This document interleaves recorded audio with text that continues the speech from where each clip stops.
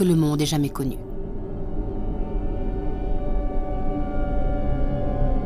Les nuages transportent du strontium, du césium et du plutonium sur des milliers de kilomètres, jusqu'en Suisse. On procède à des travaux d'extinction. Au risque de leur vie, ces hommes creusent un tunnel pour permettre la construction d'une dalle de béton qui doit empêcher l'effondrement du réacteur.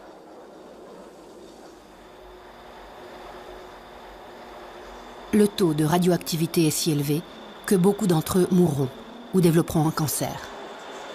Ce n'est que plusieurs jours après la catastrophe que ces images parviennent en Suisse. L'ancien conseiller fédéral, Léon Schlumpf, était alors ministre de l'Énergie. C'est quelques jours après la catastrophe, fin avril, début mai, qu'on a reçu les premières informations. Pas en provenance du RSS, mais par le biais de la Suède. Ils avaient apparemment constaté une augmentation de la radioactivité. Là, on a subitement appris que c'était peut-être une centrale ukrainienne qui pouvait être à l'origine de ce phénomène. On n'a pas eu d'informations plus précises, pas même de la part de l'URSS, ce qui fait que les premiers jours, on ignorait ce qui s'était passé et l'importance de la catastrophe. On ne pouvait pas juger de l'impact que ça pourrait avoir sur nous en Occident.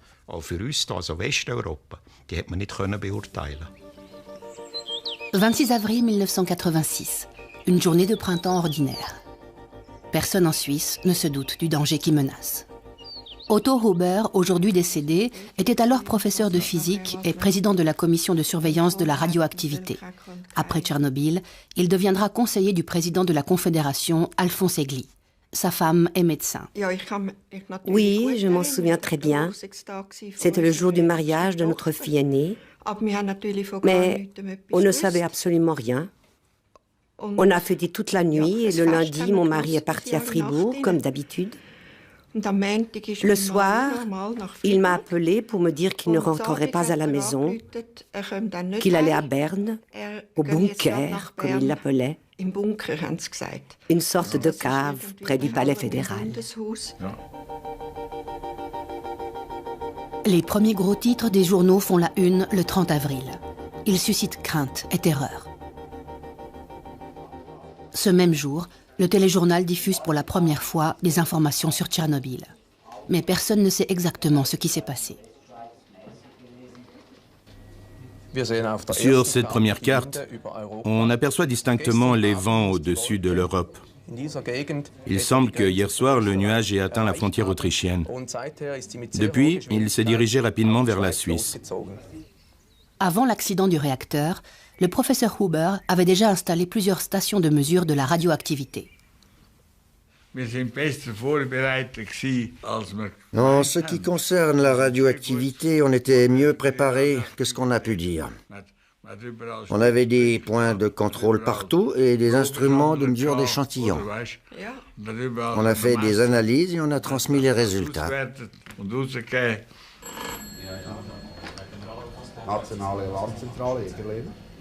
2 mai 1986 à Zurich. Mise en service de la centrale nationale d'alarme. Depuis le bunker du palais fédéral, le professeur Huber supervise l'opération. La ligne téléphonique d'urgence mise en place est vite débordée. Les taux et les valeurs limites de radioactivité provoquent l'inquiétude. Je me souviens que le conseiller fédéral Egli a dit un jour « on n'y comprend rien ». Un jour, on parle de sievert, un autre de Rem, puis de Becquerel. Personne ne sait de quoi on parle. Entre-temps, le niveau de radiation ne cesse d'augmenter. Des échantillons sont prélevés dans tout le pays. Des collaborateurs de l'Institut de recherche de Würenlingen analysent la radioactivité de l'eau, du lait et de l'herbe. Nous mesurons cet échantillon d'herbe à l'aide d'un détecteur en confinement isolé. Nous voyons très clairement que la radioactivité dans l'herbe est sensiblement plus élevée qu'en temps normal. Elle se situe à près de 10 nanocuries par kilo d'herbe. Mais ces valeurs ne représentent pas encore un danger pour la population. La peur de la radioactivité augmente, même si les scientifiques et les autorités font tout pour calmer la population. Le 3 mai, à la radio, Léon Schlumpf, conseiller fédéral, est interrogé sur la nécessité d'un temps de réflexion en matière de centrales nucléaires. D'après ce que nous savons aujourd'hui de l'accident de Tchernobyl, bien que l'enquête soit encore en cours, il n'y aura pas de conséquences sur notre politique énergétique, ni même sur les mesures de sécurité à adopter. On peut être rassuré. Il n'y a aucune raison de s'alarmer par rapport à d'éventuels dangers pour notre pays. Plus tard, on lui reprochera d'avoir minimisé l'affaire. La radio m'a demandé de faire une déclaration à ce moment-là, donc début mai. J'ai bien compris qu'il y avait un réel besoin d'information. Ma déclaration était basée sur le peu de renseignements dont nous disposions. Alors, après coup, on est évidemment venu me dire, quand on a su ce qui s'était passé, « Mais vous avez dit ça !» C'est tout le problème de l'information. À la DSN, division principale de la sécurité des installations nucléaires, à Wurenlingen, la tension monte. En tant que directeur, Roland Negelin était à l'époque chargé de la sécurité des installations nucléaires. Avec son équipe, il a examiné les mesures à prendre en Suisse, dans cette pièce réservée aux urgences.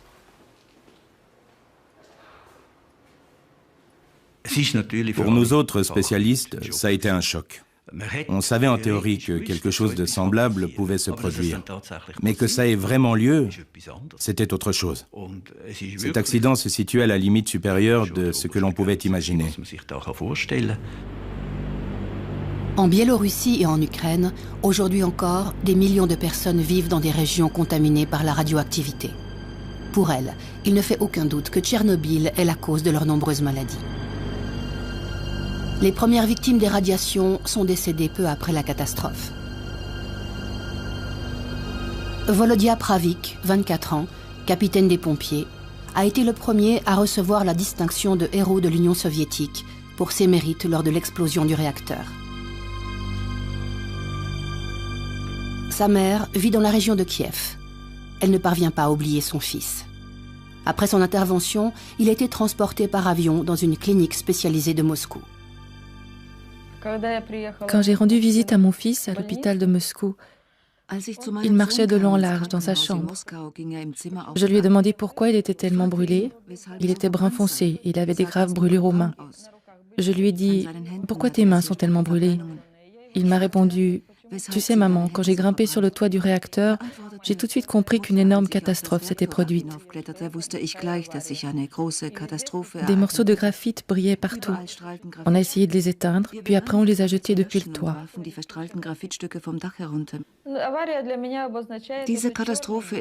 Cette catastrophe, c'est le pire souvenir de ma vie. Je ne l'oublierai jamais. Et mes petits-enfants et arrière-petits-enfants non plus. 10 jours après la catastrophe, la télévision suisse alémanique consacre une émission à Tchernobyl. La Suisse également touchée par la radioactivité.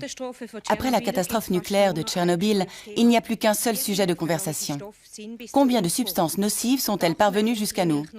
Peut-on encore boire notre lait et manger nos légumes? Ce ne sont que deux des questions que nous nous posons tous. Voilà pourquoi la DRS a réalisé ce programme spécial. Environ 1000 appels ont pu être traités, qui parfois ont pu recevoir une réponse de la part de nos reporters. À 18 et 19 heures, nous avons accueilli des experts dans notre studio. Ils ont pu répondre à un grand nombre d'interrogations.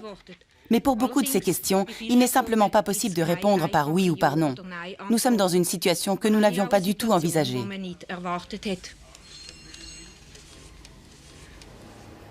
Quand le nuage est arrivé, les gens ont bien sûr été très ébranlés. On ne voyait rien, on ne sentait rien, mais on savait que quelque chose de dangereux était là, que ça pouvait provoquer des cancers. On a reçu un nombre considérable d'appels de la part de gens qui ne savaient pas ce qui était vrai et ce qui ne l'était pas, qui voulaient des conseils pour leur vie quotidienne. Madame Lotti Marti nous demande « Les poules aiment picorer l'herbe, les œufs sont-ils radioactifs ?» Monsieur Herman?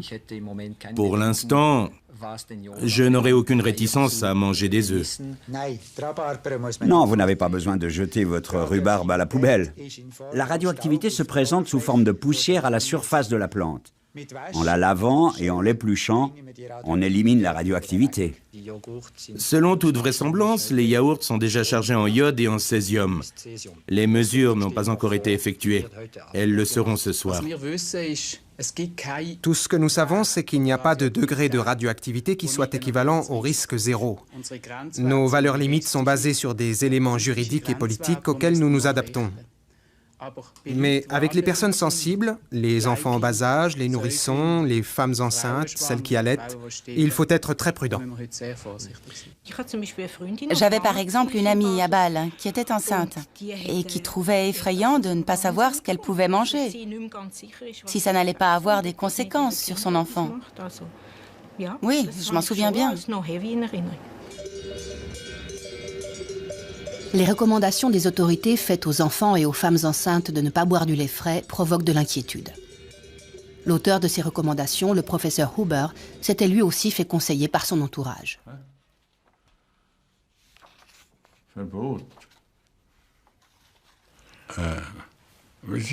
Comment c'était déjà? Le lait de vache contenait de l'iode. Tu m'as alors appelé pour me demander si ça représentait un danger. On s'est dit qu'un nourrisson boit environ 7 décilitres de lait par jour. Alors évidemment, ça s'additionne. Je t'ai suggéré de défendre l'idée qu'il valait mieux que les jeunes enfants jusqu'à 2 ans ne boivent pas de lait frais, puisque c'est à ce moment-là que se forme la glande thyroïde. Alors en fait, c'est vous qui lui avez donné ce conseil? Oui, on en a discuté. C'était une question médicale, alors j'en ai profité. Ma femme en savait beaucoup plus que moi sur le sujet. L'inquiétude augmente. En mai, on assiste à une ruée sur le lait en poudre.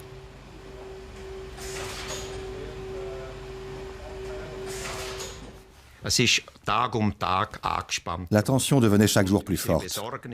Nos inquiétudes grandissaient jour après jour.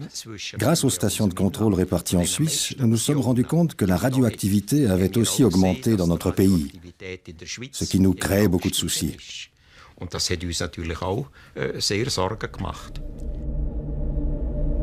Pripyat, ville fantôme située non loin du réacteur.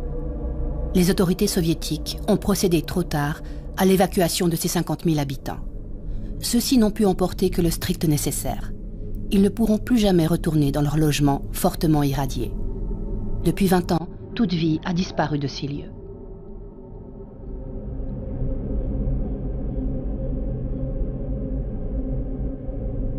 « 350 000 personnes sont déplacées hors des régions contaminées par le nucléaire.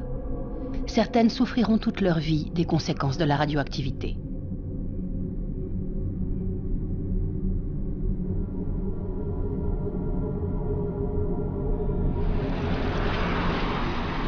Après la catastrophe, dans la zone d'exclusion autour du réacteur, les travaux de décontamination fébrile s'attaquent à l'ennemi principal, la poussière radioactive. Des camions déversent leurs déchets n'importe où à l'intérieur de cette zone. Stockage définitif. Des cités entières sont rasées. Le risque d'incendie est important et il faut à tout prix éviter une nouvelle contamination de l'air.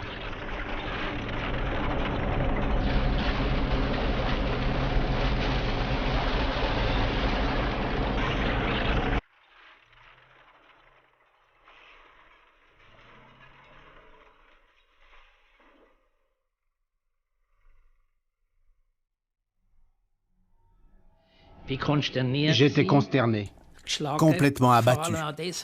Surtout que nous avions en Suisse 5 centrales nucléaires en activité, notamment celle de Gösgen, que j'avais soutenue, dont j'avais encouragé la construction. Je me suis donc posé la question, est-ce que je suis sur le bon chemin? Est-ce que je peux continuer ainsi? Est-ce que l'homme peut supporter cette technologie?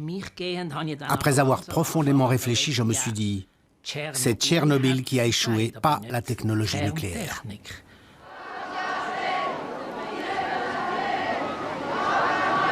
En juin 1986, le Conseil national se réunit pour une session spéciale consacrée à Tchernobyl.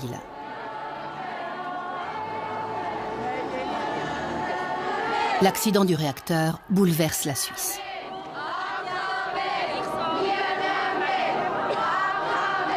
Une question essentielle se pose. La Suisse peut-elle ou doit-elle renoncer à l'énergie nucléaire? En 1983, les économies d'énergie drastiques proposées par le conseiller fédéral Léon Schlumpf avaient été rejetées. Mais le ministre doutait de toute façon de leur impact réel. La conséquence que nous devons tirer est que malgré des mesures d'économie drastiques dans le domaine de l'électricité, nous continuerons à être confrontés à une augmentation de la consommation.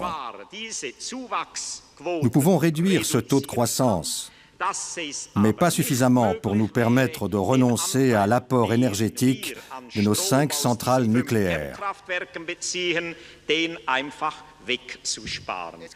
Au cours de cette même session, Helmut Hubacher, président du Parti socialiste, défend le point de vue des opposants.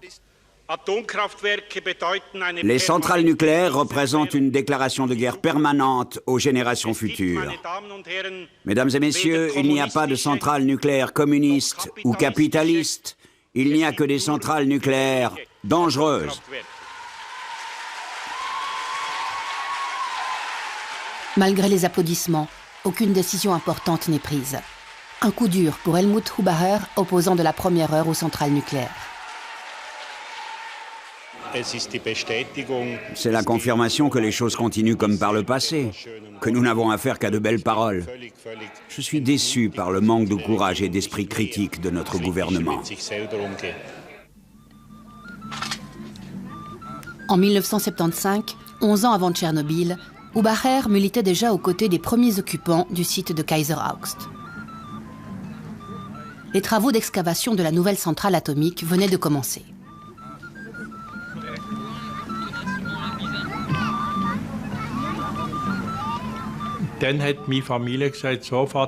En fait, ce sont mes enfants qui m'ont dit « Écoute papa, il faut que tu viennes à Kaiser Augst à la manif ». Là-bas, j'ai pris conscience de la problématique nucléaire.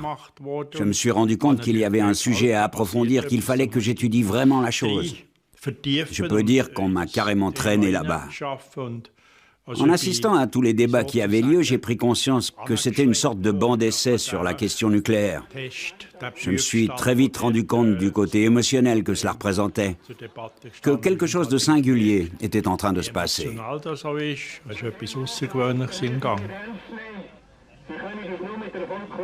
Durant les années qui suivent, les participants aux manifestations antinucléaires sont de plus en plus nombreux, à Kaiser Augst comme à Gösgen.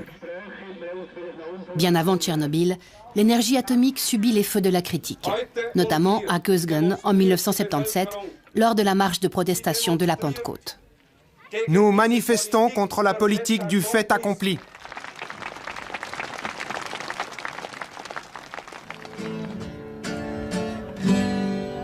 In Gösgen steht ein AKW und wer's nicht glaubt, kann's selber sehen. Die Fragen ist nicht lang und Sätze sind Gang.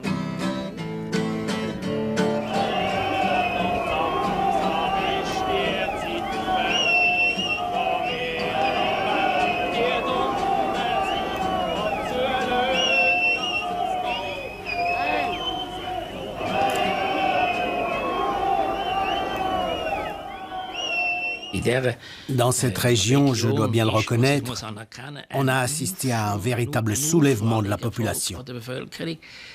On pourrait dire un soulèvement de principe contre la technologie moderne. À partir de Kaiser Augst et d'autres exemples, ces gens ont eu l'impression que la technique ne protégeait pas l'homme, mais qu'elle lui était nuisible, qu'elle nous dépassait. C'était la confrontation écologie-économie.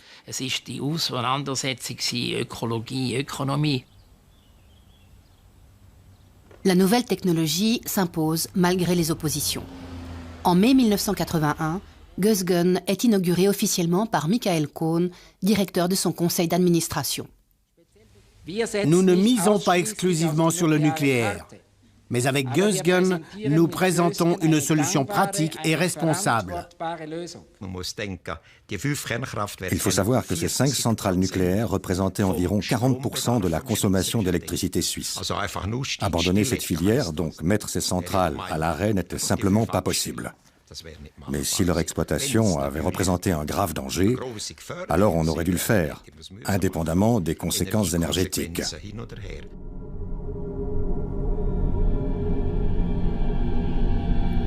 Au cours des semaines et des mois qui suivent la catastrophe, près de 800 000 ouvriers, surnommés les liquidateurs, sont mobilisés à Tchernobyl. Ils éteignent l'incendie, charrient des sacs de sable, déblaient les décombres et construisent le sarcophage, une gigantesque enveloppe de béton autour de l'installation calcinée et fortement radioactive. Aujourd'hui, beaucoup d'entre eux souffrent de leucémie, de problèmes cardiaques et de troubles du sommeil. Jusqu'en 2005, 125 000 liquidateurs sont décédés, selon la plus grande étude indépendante qui collecte les données scientifiques du monde entier. Juin 1986, la plus grande manifestation antinucléaire de tous les temps se déroule à Gösgen. 30 000 personnes exigent l'arrêt de toutes les centrales nucléaires de Suisse. Les familles sont nombreuses, l'ambiance est paisible. L'acceptation du nucléaire est au plus bas.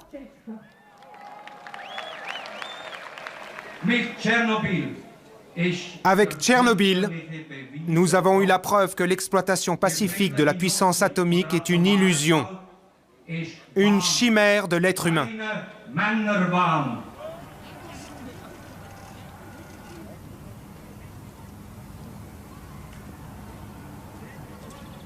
Entre les risques et les bienfaits de nos centrales, il faut peser le pour et le contre. Les autres moyens de production énergétique comportent aussi des risques. Nous disposons de moyens suffisamment bons pour contrôler la sécurité des installations suisses, et les personnes qui ont examiné la situation au sein de la DSN ont toutes été d'avis que l'on pouvait prendre la responsabilité de poursuivre l'exploitation de nos centrales.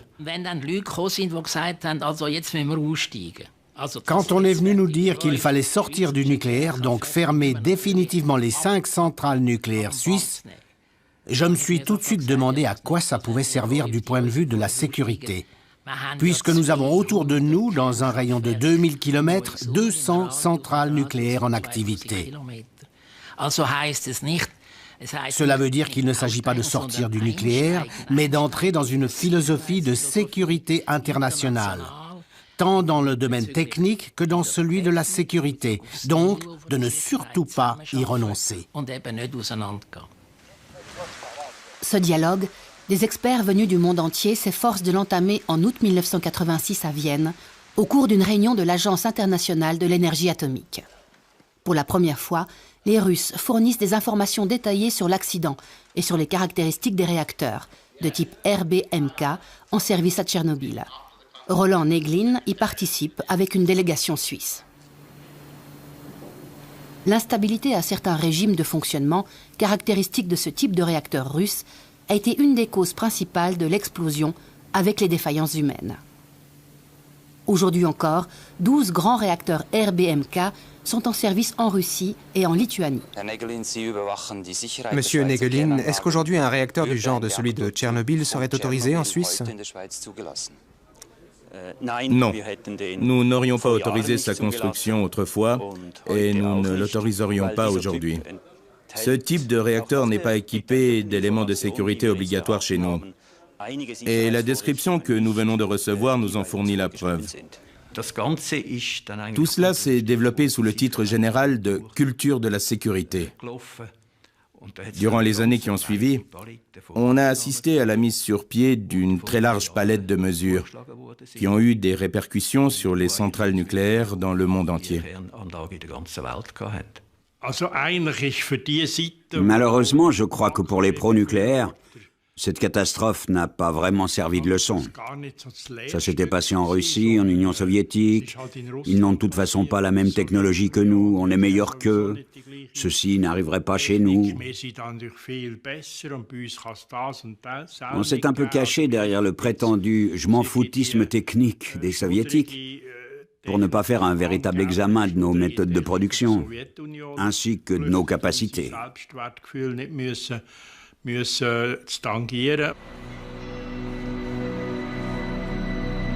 Le Tessin est le canton le plus touché par les retombées radioactives. C'est ici que les pluies ont été les plus abondantes.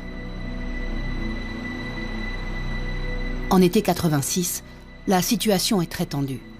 La radio et la télévision diffusent 2 fois par jour des informations sur les taux de radioactivité. Les femmes enceintes se sentent particulièrement concernées. elles sont inquiètes. Les demandes d'interruption de grossesse affluent à l'Office cantonal de la santé de Bellinzone. Gianfranco Domenighetti décide de lancer une étude sur la question.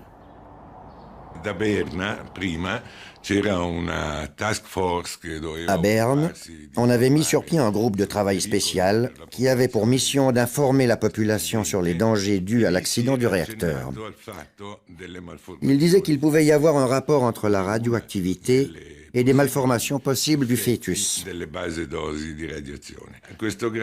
Ce graphique montre le nombre d'interruptions de grossesse entre 1984 et 1988, mois après mois. On voit très clairement qu'en juin 1986, par rapport à la moyenne représentée par cette ligne noire, les interruptions de grossesse ont augmenté de 60%. Ce résultat statistique confirme, chiffre à l'appui, qu'une forme de panique s'est propagée parmi les femmes enceintes dans ce canton.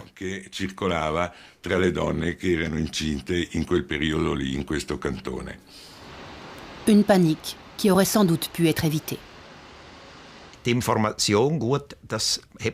Par la suite, l'information s'est améliorée. Nous avons pris un certain nombre d'initiatives, notamment interpellé l'Agence internationale de l'énergie atomique à Vienne, où nous avons, au nom du Conseil fédéral, déposé un certain nombre de postulats. L'un de ceux-ci était l'amélioration de la communication et de l'information, mesure également applicable à l'intérieur du pays. Il faut reconnaître que dès le moment où on a disposé de renseignements, je parle bien sûr de renseignements fiables, on aurait dû informer davantage la population. La situation est nouvelle et difficile pour les autorités. Elles recommandent la prudence en ce qui concerne la consommation de viande et de lait. De fait, les doses de radiation ne sont pas alarmantes. Malgré tout, les autorités recommandent de laver soigneusement légumes et salades, avec pour conséquence une chute des prix. Les Suisses diminuent leur consommation de salade d'un quart et celle d'épinards de moitié. Les autorités sont confrontées à un nouveau problème. Des producteurs en colère exigent de la Confédération une indemnisation de l'ordre de plusieurs millions de francs. C'est uniquement dans les champignons et dans certains poissons du Tessin que le taux de radioactivité est critique. Les pêcheurs du lac de Lugano sont frappés d'une interdiction totale de la pêche. 2 ans après Tchernobyl, les valeurs de radioactivité en Suisse sont revenues à la normale. Mais l'accident n'est pas oublié. Un groupe d'experts examine la possibilité de sortir du nucléaire. Publiée en 1988, leur étude aboutit à la conclusion que l'abandon du nucléaire est réalisable, mais uniquement à condition d'appliquer une politique d'économie stricte et de promouvoir une utilisation efficace de l'énergie. Les résultats de cette étude suscitent un débat animé. Mais elle n'a que peu d'influence sur la politique énergétique. C'est alors que se produit ce que personne n'attendait. Les politiciens bourgeois entendent mettre fin au projet de centrale nucléaire de Kaiser-Augst, initié 20 ans plus tôt. Même si on est convaincu que ce projet doit être réalisé, et toutes les personnes présentes ici ne sont pas celles qui sont responsables du blocage actuel de ce chantier, au contraire, elles étaient toutes de l'avis que cette centrale devait être construite, il faut bien convenir, si on est réaliste, que ce projet ne peut pas être concrétisé, qu'il doit donc être abandonné et enterré.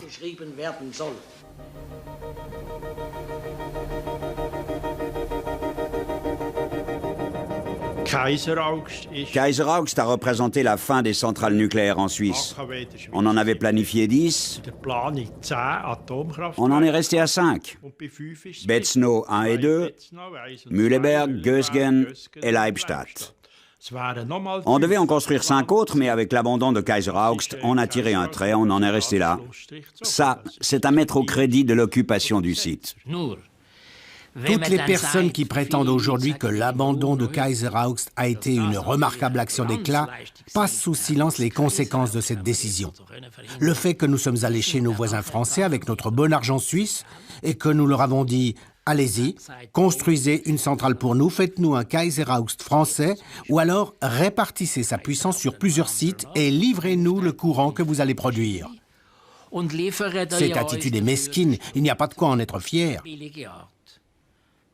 Nous ne voulons pas d'une centrale parce que cela pose des problèmes, parce que nous avons peur, mais avec notre argent, nous encourageons les autres à faire le travail à notre place et à assumer tous les problèmes que cela pose.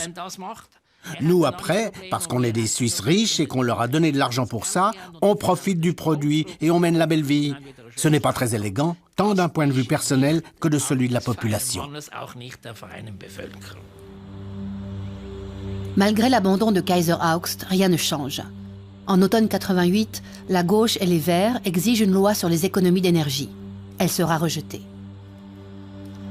C'est l'époque d'Énergie 2000, le programme du conseiller fédéral Adolfo Guy.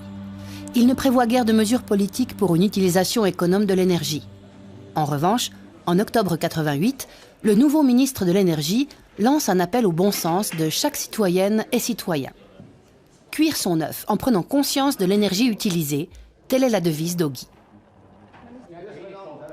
Sa campagne sur l'énergie récompense d'un bravo celui qui économise chez lui à la maison.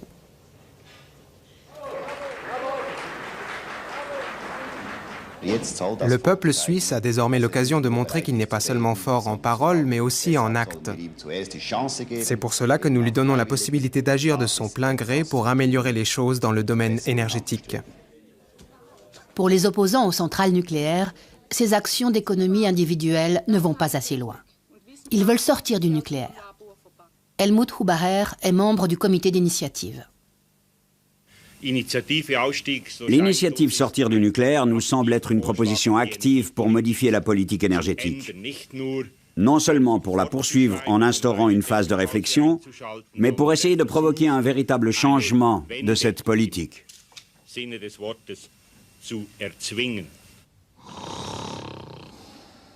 En automne 90, l'initiative pour l'abandon du nucléaire est soumise au peuple, ainsi que l'article sur l'énergie et l'initiative du moratoire. Le moratoire de 10 ans sur la construction de centrales nucléaires en Suisse est accepté, de même que l'article sur l'énergie. En revanche, l'abandon du nucléaire est rejeté. Une demi-victoire seulement pour les opposants aux centrales nucléaires. La consommation d'électricité continue d'augmenter.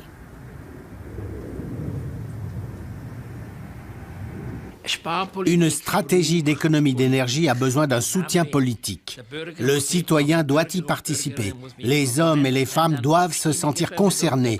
Le jour de la votation, quand les gens doivent décider s'ils veulent ou non un nouvel impôt et que la majorité dit non, eh bien si cette majorité l'emporte, là, on est bien obligé d'accepter le verdict, d'accepter l'homme tel qu'il est.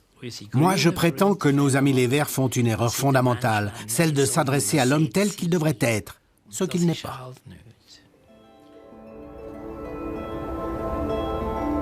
Dans les années 90, nombreux sont ceux qui placent de grands espoirs dans les énergies alternatives.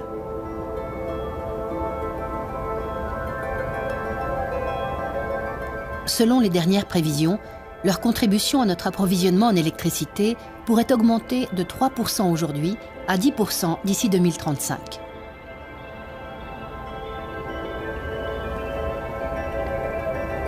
Ceci implique toutefois un encouragement massif des énergies alternatives.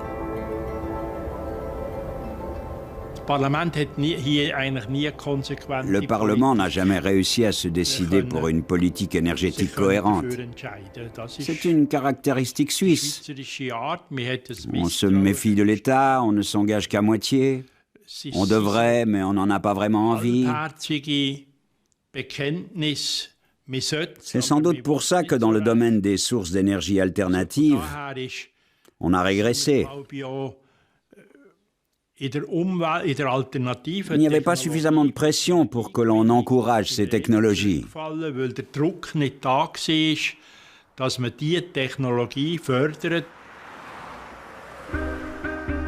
Plus de 20 ans ont passé depuis Tchernobyl. En Suisse, la consommation d'électricité et de pétrole ne cesse de croître. Les réserves en or noir diminuent et le robinet d'approvisionnement en gaz naturel pourrait être coupé. Le CO2 influence le changement climatique.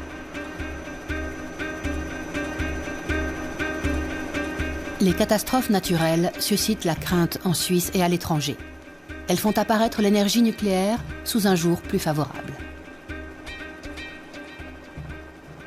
Je ne prétends pas que l'énergie nucléaire soit la meilleure, mais regardons ce qu'on nous propose.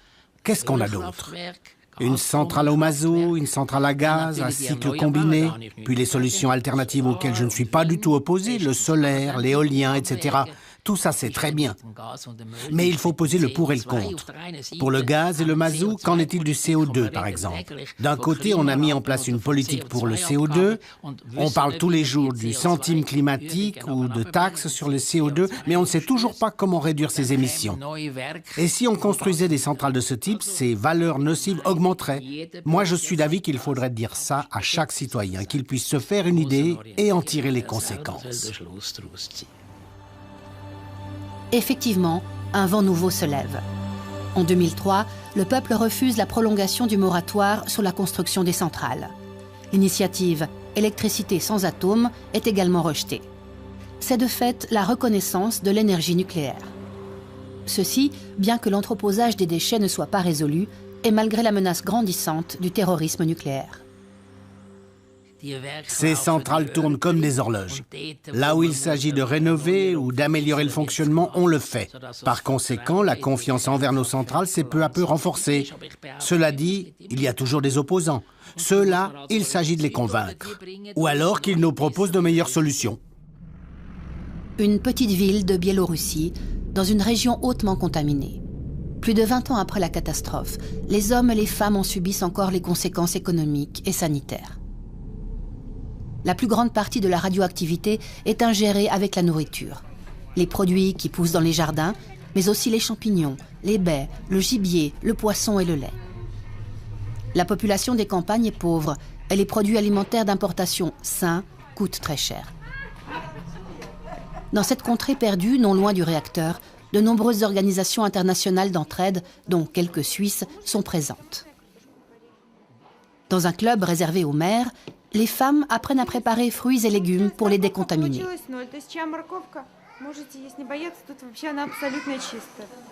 Ici, elles peuvent faire contrôler le taux de radioactivité des légumes de leur jardin. Après la catastrophe, la clinique de la ville biélorusse de Gomel a enregistré une augmentation dramatique des cancers de la thyroïde chez les enfants. Aujourd'hui encore, ils sont nettement plus vulnérables aux maladies qu'avant la catastrophe. Pour des raisons inexpliquées, cette fillette et sa mère perdent leurs cheveux. Presque tous les enfants ont un système immunitaire déficient. Selon le dernier rapport de l'Agence internationale de l'énergie, les conséquences sanitaires de Tchernobyl seraient nettement moins graves que ce qu'on pensait jusqu'ici. Cet avis n'est pas partagé par les mères qui fréquentent cet hôpital. Chez nous, en Biélorussie, tous les enfants sont affaiblis. Nous pensons que c'est à cause de Tchernobyl. Les enfants n'ont pratiquement pas de défense immunitaire. Ils souffrent d'immunodéficience. Les conséquences de la catastrophe sur la santé sont incertaines. Elles sont difficiles à prouver.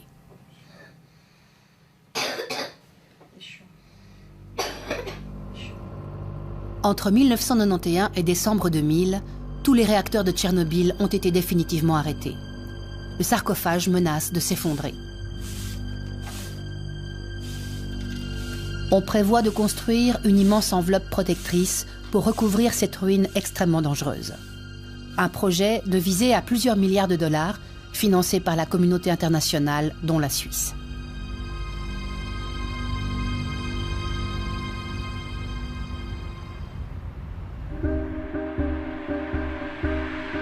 En Suisse, Tchernobyl est presque oublié.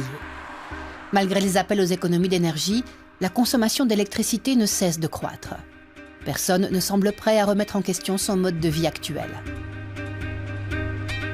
Mais d'ici 2020 environ, Betznau 1 et 2, ainsi que Mühleberg, devront être mises hors circuit en raison de leur âge, puis plus tard, Gösgen et Leibstadt.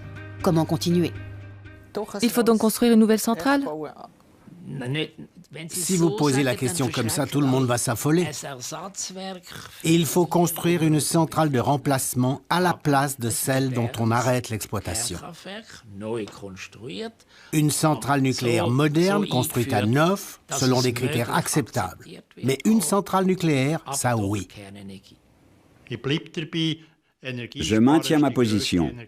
Premièrement, économiser l'énergie, ça, c'est la plus grande source d'énergie. Deuxièmement, les énergies alternatives. On les encourage beaucoup plus vivement en Allemagne et en Autriche que chez nous. Le solaire, l'éolien, la géothermie et d'autres. Le nucléaire ne représente plus une alternative envisageable. L'énergie nucléaire, tant qu'on en a besoin. Non pas parce que commercialement parlant, cette énergie pourrait être intéressante. Uniquement quand les mesures d'économie auront été appliquées et tant qu'elle est nécessaire pour couvrir les besoins légitimes des citoyens. Une classe du gymnase cantonal de Baden en excursion à la centrale nucléaire de Leibstadt. La plus récente et la plus grande parmi les 5 centrales suisses. Pour ces élèves, c'est une excursion comme une autre. Quelle hauteur, la tour de refroidissement? 150 mètres. Bien estimé, 144 mètres. En ce jour de 2006, personne n'a peur.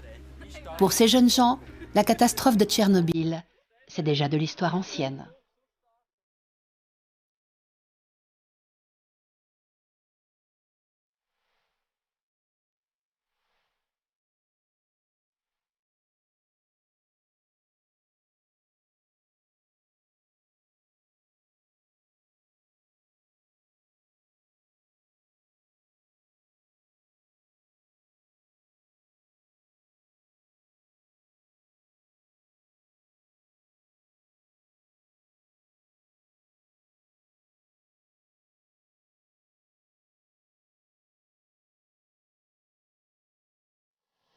Vous souhaitez revoir ce documentaire ou le faire connaître à vos proches?